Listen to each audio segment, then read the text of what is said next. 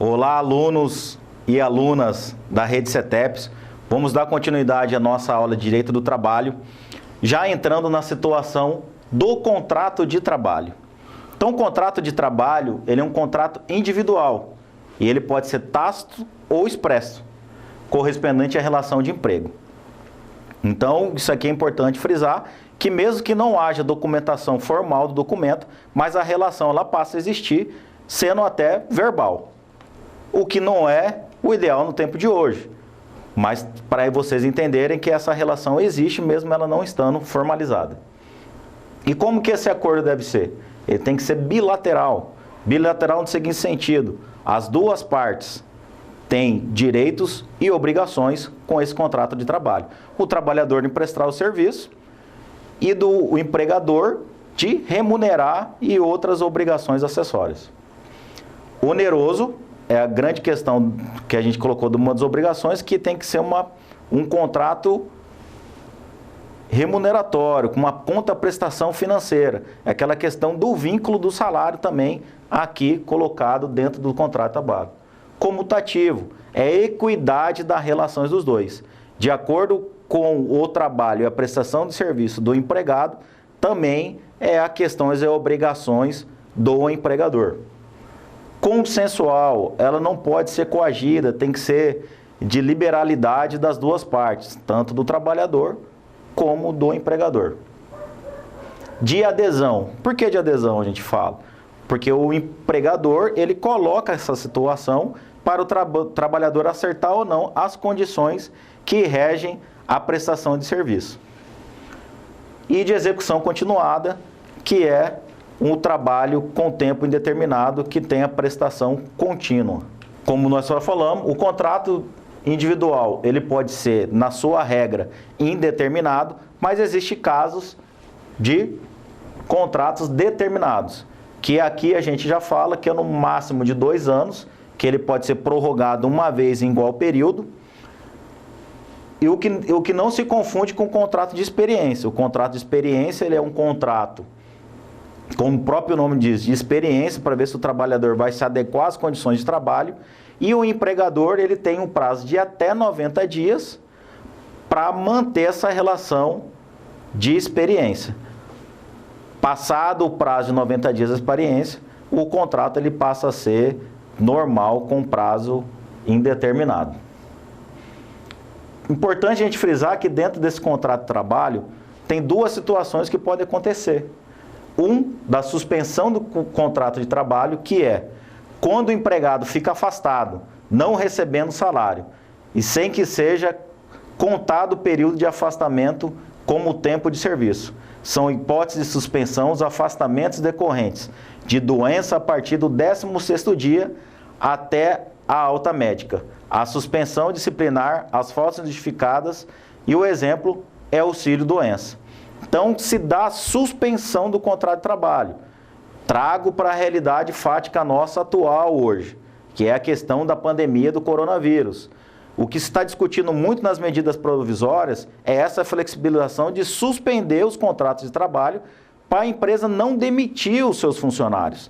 Então, se há uma tratativa, em acordos inclusive, que aí sugerem a suspensão desse contrato para que passa a crise, ele volta a continuar. Mas um exemplo claro é a situação aqui do auxílio-doença.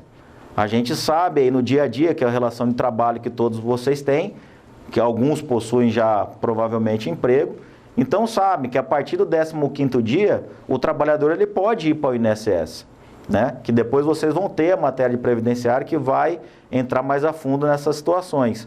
Então, a partir do 16º dia, o contrato fica suspenso e o trabalhador passa a ir para a Previdência, recebendo o auxílio-doença. E a interrupção já dando o exemplo que eu já tinha dado, continuando nele, é os primeiros 15 dias. É aquela interrupção momentânea, mas que ele não para de receber. E ele para de prestar o serviço por alguma motivação, mas o contrato continua ali, pelo menos para o caso de remuneração. Então vamos dar o conceito para os senhores. Naquela hipótese em que o empregado, embora sem prestar serviço, deva ser remunerado normalmente, contando-se também o tempo de serviço como se este houvesse sido efetivamente prestado. São hipóteses de interrupção das férias, a licença por motivo de doença nos primeiros 15 dias, a licença gestante, as faltas justificadas e etc. É o que eu falei para vocês no exemplo. Os primeiros 15 dias do afastamento do trabalhador antes dele receber o auxílio-doença. Então, fica claro duas situações. O contrato ele pode ser suspenso ou ele pode ser interrompido.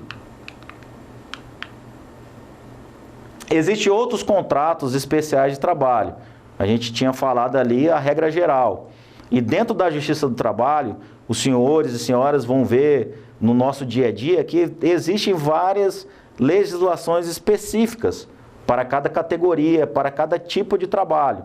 Tanto convencional, que são as convenções coletivas de algumas categorias que têm alguns benefícios a mais do que outrem, mas não é parte da legislação, e sim aí a parte de convenções. Mas dentro da lei também existem alguns contratos de trabalho específicos, tá? Dentre eles aqui temos o contrato de trabalho rural, porque existe algumas minúcias ali da atividade do trabalhador, inclusive quanto à jornada de trabalho, é diferenciada de um trabalhador normal.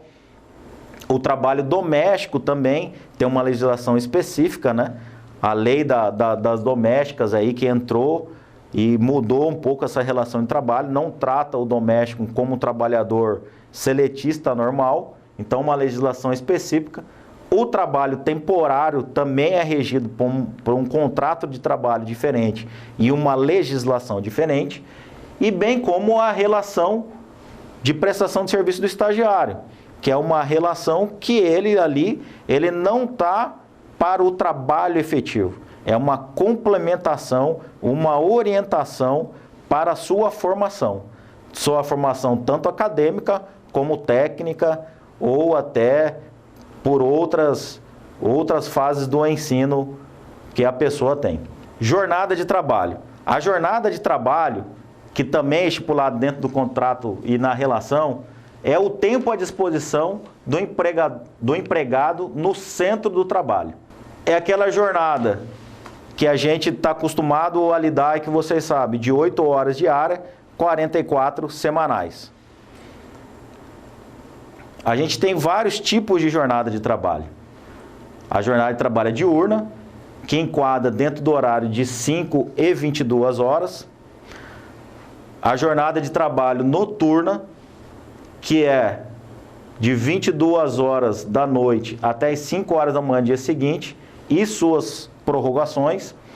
E a mista, quando transcorre tanto na diurna como na noturna, e a de revezamento, quando um período há trabalho durante o dia e em outro período é prestado à noite. Aí é aquelas escalas de revezamento, uma jornada 12 por 36, 12 por 24, e dentro de uma escala de rodízio que algumas empresas, alguns empregadores fazem com o seu empregado. Mas são tipos de jornada quanto ao período, não a relação que tem.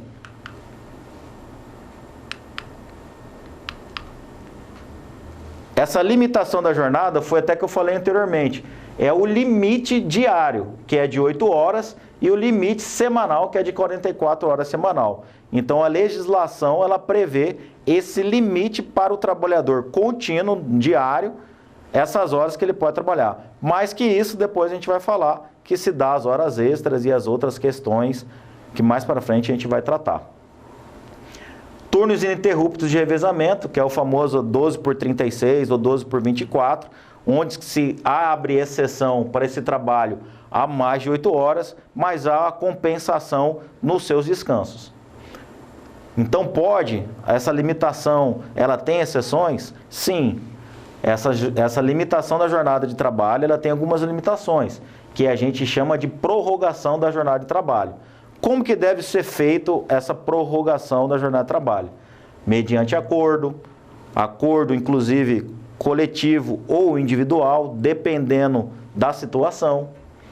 Um acordo de compensação de horas, que ela pode ser semanal, mensal, bimestral, semanal e até anual, dependendo de algum caso. Que aí entra também os bancos de horas, onde a compensação. O dia que ele trabalha mais, ele compensa o outro dia trabalhando menos. Por força maior, uma situação de emergência, vamos dizer, uma questão da natureza, uma tempestade, não é o caso do Brasil, mas um terremoto, por exemplo, que é aquela continuidade da prestação de serviço, por força maior, por questões da natureza, a necessidade da continuação do trabalho. Não pode o empregador parar ali de prestar o serviço para a sociedade, para os seus clientes, enfim, para quem chega o serviço na ponta. Então, a lei garante que, por força maior, pode haver essa prorrogação da jornada de trabalho. Por serviços inadiáveis também, alguma situação de serviço essencial, que ele não pode parar ali, passou as 8 horas, e se ele parar, ele perde todo o trabalho que ele já foi feito ali, há necessidade de continuidade para prorrogar e passar das 8 horas diárias. Então, a legislação também prevê essa prorrogação por serviços inadiáveis. Lembro, senhores, que no material de vocês, essas questões elas vão estar mais detalhadas. Então, vocês vão lá depois e vão chegar com mais detalhe essas questões que a gente está trazendo aqui de forma bem sumária. E a reposição de paralisações, que também é a mesma coisa. Parou, então vai estar repondo a jornada. É praticamente como se fosse uma compensação, mas aqui é uma reposição de paralisação, né? Houve uma paralisação e aí vai ter que repor as horas que estava faltando e aí há então essa reposição e podendo prorrogar a jornada de trabalho. Dentro da jornada de trabalho, a gente possui alguns intervalos. E aí nós temos um intervalo intrajornada e um intervalo intrajornada. O interjornada é entre 2 jornadas. Deve ter no mínimo 11 horas de intervalo, ou seja, de um dia para o outro de trabalho. Mas que a gente está tentando colocar aqui no exemplo. Então ele trabalhou 8 horas. Ele tem que ter um descanso de no mínimo 11 para ele trabalhar as 8 horas seguintes. E o intervalo intrajornada é dentro daquela jornada diária de trabalho, vamos assim dizer, que é cada 15 minutos, quando o trabalho é prestado por mais de 4 horas e até 6 horas. E de 1 a 2 horas na jornada excedente de 6 horas. É aquela hora de refeição e descanso. Então, trabalhou 4 horas, ele tem no mínimo 1 hora para fazer o seu intervalo para as refeições e descanso e volta a trabalhar depois mais 4 horas. Ela não computa dentro da jornada. Lembrando que a reforma trabalhista, ela flexibilizou essa jornada, que anteriormente era obrigatório ter essa 1 hora e hoje, mediante acordo, pode os trabalhadores negociar com o empregador e diminuir e fracionar esse intervalo durante o dia. E durante a semana, a gente tem o DSR, que é o descanso semanal remunerado, que durante uma semana de trabalho, ou seja, na sequência de 7 dias, um dia consecutivamente na semana tem que ter 24 horas de intervalo. Isso é direito do trabalhador.